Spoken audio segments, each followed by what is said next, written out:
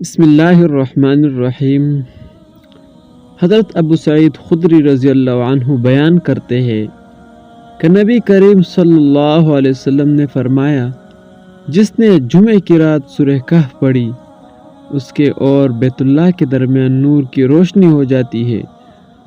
سنن دارمی 3407 نمبر حدیث۔ علامہ البانی رحمۃ اللہ نے صحیح الجامع فرمان نبوی میں لکھا ہے، جس نے جمعہ کے دن سورہ کہف پڑھی اس کے لیے 2 جمعے کے درمیان نور روشن ہو جاتا ہے۔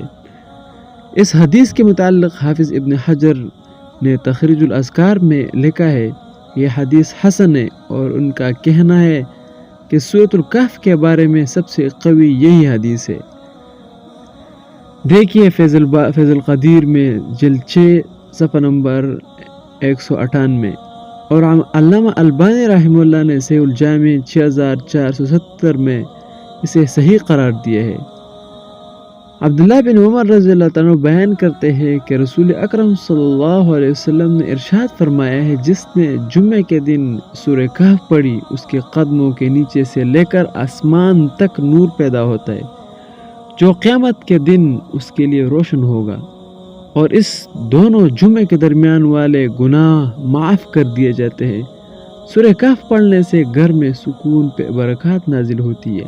اگر کسی شخص کو رات کو جاگنا منظور ہو اور کوئی جگانے والا نہ ہو اور اٹھنے کی امید نہ ہو تو عشاء کے بعد ایک بار سورہ کہف پڑھ کر سو جائے، جس وقت اٹھنے کا ارادہ ہو اسی وقت آنکھ کھل جائے گی۔ دوسری بات، جو شخص قرض میں گرفتار ہو اور قرض اتارنا مشکل ہو گیا ہو تو بعد نماز جمعہ سورہ کہف 7 بار پڑھے اور اللہ تعالیٰ سے دعا کرے، انشاءاللہ اس کا قرض اتر جائے گا۔